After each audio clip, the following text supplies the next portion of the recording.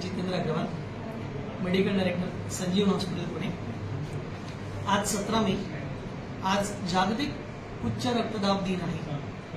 आता मुळात उच्च रक्तदाब म्हणजे काय, तर रक्तवाहिन्यांमध्ये वाहणारं जे रक्त आहे त्या रक्ताचं रक्तवाहिन्यांच्या भिंतीवर पडणारा दाब म्हणजे उच्च रक्तदाब। आणि हे का होतं, तर रक्तवाहिन्यांची जी लवचिकता आहे ती नष्ट झाल्यामुळे रक्तवाहिन्या प्रसरण पाहू शकत नाही किंवा कमी प्रमाणात प्रसरण पावतात आणि त्याच्यामुळे रक्तदाब वाढू शकतो। याची विविध कारणं आहेत। सगळ्यात महत्त्वाचं म्हणजे अनुवंशिक, आई वडिलांकडून आलेला आजार, व्यसनांचा प्रकार, त्याच्यामध्ये तंबाखू आली, कुठल्याही फॉर्ममध्ये तंबाखू किंवा स्मोकिंग किंवा तंबाखू खाण्याच्या प्रकाराबरोबर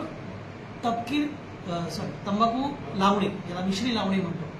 गावाकडे आपल्याकडे बरेचसे बंधू भगिनी, अनेक लोक याचा वापर करतात आणि त्यातनं रक्तदाब वाढतो। याचबरोबर सतत असलेला ताण, मानसिक आणि शारीरिक। मानसिक ताण हा आपल्या शरीरावर वेगवेगळ्या प्रकारे परिणाम करत असतो, त्याच्यामुळे झोप कमी होते आणि त्याच्यामुळे रक्तवाहिन्यांची लवचिकता पण कमी होते। सर्वात आत्ताच्या काळामध्ये जी आपण तरुण पिढी बघतोय की जी उच्च रक्तदाबामुळे आत्ता अफेक्टिव्ह झालेली दिसतीये, याचं मूळ कारण म्हणजे झोप कमी, स्क्रीनिंग टाइम वाढला, व्यसनाधीनता आणि याच्यामुळे होणारे विविध आजार। त्यातला सगळ्यात महत्त्वाचा जो आजार आता आपण बघतोय तो स्लीप ॲपनिया सिंड्रोम म्हणजे घोरणे।